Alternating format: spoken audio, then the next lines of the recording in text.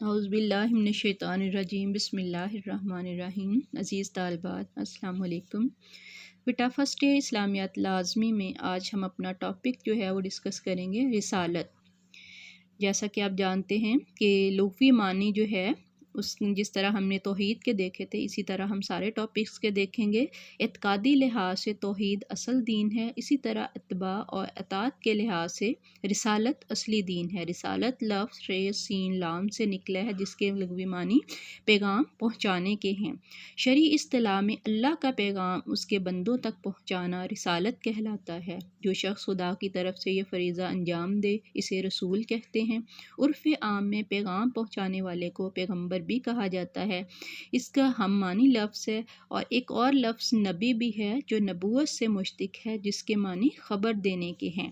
اب اسلام میں جب ہم دیکھتے ہیں نبی اور رسول یہ دونوں ورڈ یوز ہوئے ہیں، تو نبی اور رسول جو ہے اس میں فرق کیا ہے؟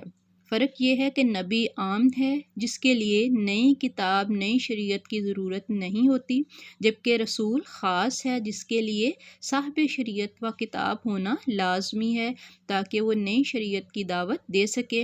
اس صفحہ ہستی پر سب سے پہلے انسان حضرت آدم علیہ السلام تھے جو خدا تعالیٰ کی طرف سے رسول تھے۔ نبوت و رسالت کی آخری کڑی حضرت محمد صلی اللہ علیہ وآلہ وسلم کی ذات اقصد ہے۔ تو اس طرح سے ہم دیکھتے ہیں جیسے فار ایگزامپل نبی 1,24,000 ہیں، سارے ہی نبی ہیں۔ رسولوں پر وہ جو صاحب کتاب ہیں، فار ایگزامپل 4 کتابیں جو قرآن پاک ہمیں خود دیتا ہے، تورات، زبور، انجیل، جو صاحب شریعت لوگوں پر اتری وہ سارے کے سارے رسول کہلاتے ہیں۔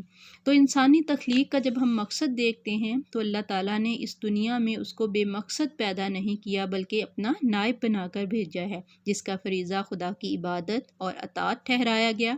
اس فریضے کی تکمیل پر اس کی دنیاوی کامیابی اور اخروی نجات کا دار و مدار ہے۔ اللہ تعالیٰ نے کہا میں نے جنوں اور انسانوں کو صرف اپنی عبادت کے لیے پیدا کیا۔ جب انسان کو اللہ تعالیٰ نے پیدا ہی اپنی ذات اور اپنے احکام پر عمل پیرا ہونے کے لیے کیا، تو سوال یہ تھا کہ ان خدائی احکامات کو جاننے کے لیے ہمارے پاس کون کون سے ذرائع ہیں تاکہ ہم پوری زندگی اللہ کے فرمانبردار بن کر گزار سکیں۔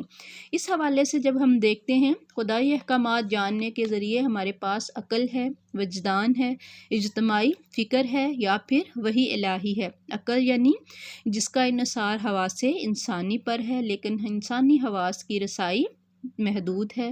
انسانی عقل کائنات، اس کے بنیادی حقائق، خالق کی ذات صفات اور اس کے احکامات جاننے سے قاصر ہے۔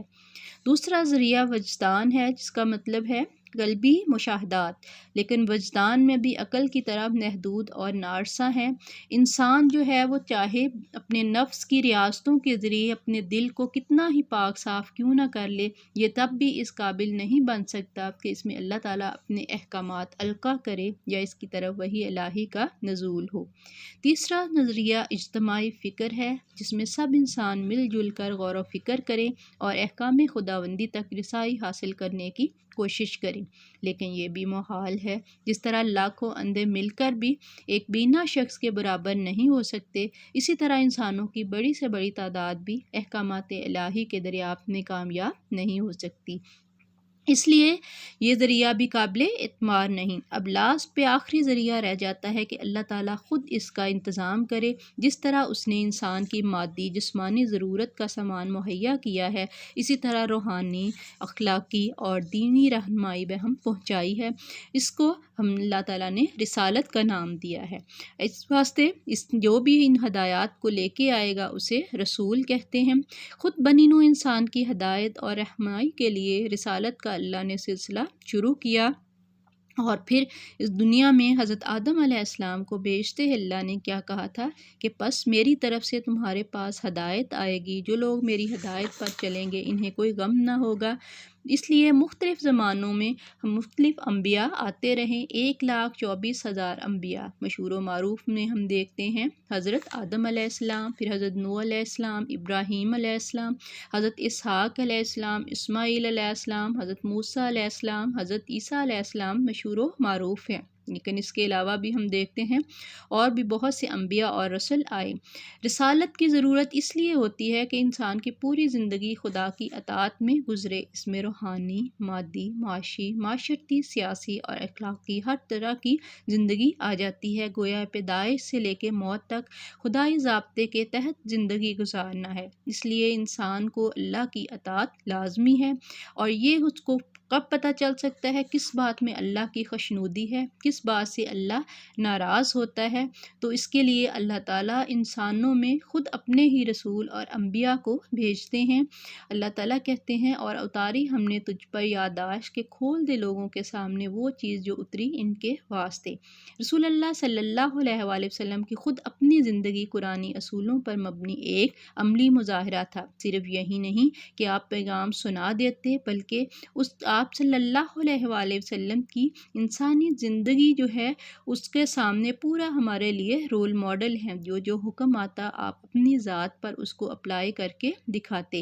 رسول اللہ صلی اللہ علیہ وآلہ وسلم انسان کامل ہونے کے باوجود بہرحال انسان اور بشر بھی ہیں، اس لیے جو مشکلات انہوں نے فیس کی وہ ساری پریکٹیکلی ہمارے سامنے ہے۔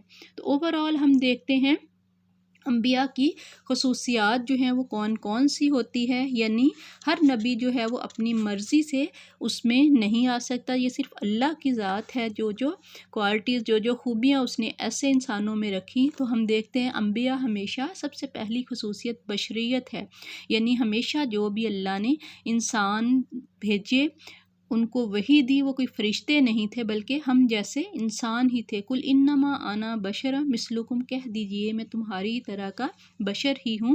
پھر اس کے بعد دوسری خوبی جو ہے اس میں معصومیت، کہ اللہ تعالیٰ نے جتنے بھی انبیاء اور دنیا میں مابعوث کیے وہ تمام کے تمام معصوم تھے، ان کے قول و فعل میں شیطان دخل اندازی نہیں کر سکتا۔